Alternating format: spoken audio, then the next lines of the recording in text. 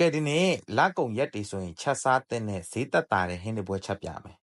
အဲ့တော့ဒါကဘာလဲဘလို့ပြောရလဲခင်ဗျားတို့လည်းတည်တယ်မပြောပြတော့ဘူးပြုတ်ပြီးွားရင်ဒါမျိုးလေးမှုံးမယ်ပါဝင်ပစ္စည်းတွေကလည်းထွေးထူးမဟုတ်ဒါတွေပဲ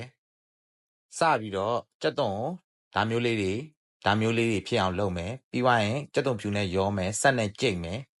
ခန်းညင်သီးကိုလည်းဒါမျိုးလေးလှီးမယ်ပြီးွားရင်ကျန်တာအားလုံးလည်းအစင်သစ်လုပ်လိုက်ကဲစချက်ရအောင်စီထည့်မယ်ပြီးွားရင်နည်းနည်းဟိုရှိတ်ဒီရှိတ်မယ်ထုံးစံတိုင်းပြီးွားရင်စနေမှုထည့်မယ်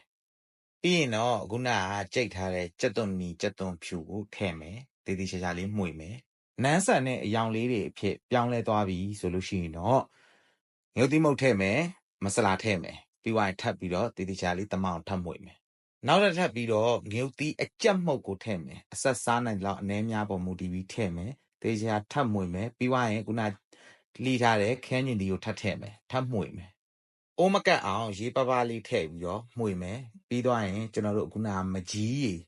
နှစ်စွန်းသုံးစွန်းအချင်းကြိုက်ရင်ကြိုက်တယ်လို့ထည့်မယ်ကျွန်တော်ကတော့များများလေးထည့်တယ်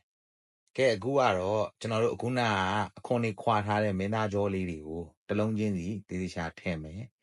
မှု့လိုက်မယ်တကယ်ကဒီဟင်းကကျွန်တော်တို့တခြားဒန်းနလွန်သီးတို့ရုံးပလီသီးတို့လည်းထည့်ပြီးတော့ချက်လို့ရတယ်ကျွန်တော်ကတော့အဲ့တခုမှမကြိုက်တဲ့အတွက်မထည့်ဘူးဒီတိုင်းပဲချက်တယ်ရတာအတွက်စားနဲ့အချုံမုတ်ကိုလိုသလောက်ထည့်မယ်ရေနည်းနည်းထည့်မယ်ပြီးအုပ်ထားလိုက်မယ်မီးအေးနဲ့9မိနစ်ကျော်လောက်ပြီးွားရင်တော့အဖုံးဖွင့်ပြီးခုနကလှီးထားတဲ့ငုတ်သီးစိမ်းတွေကိုထည့်မယ်ပြီးွားနည်းနည်းပွင့်ပြီးပြန်အုပ်ထားလိုက်မယ်အရေနဲ့စားရတာပိုကောင်းလို့ရေကိုအရန်ခန့်တဲ့အထိမထားဘဲနဲ့9မိနစ်ကျော်လောက်ထားပြီးွားရင်စားလို့ရပါပြီ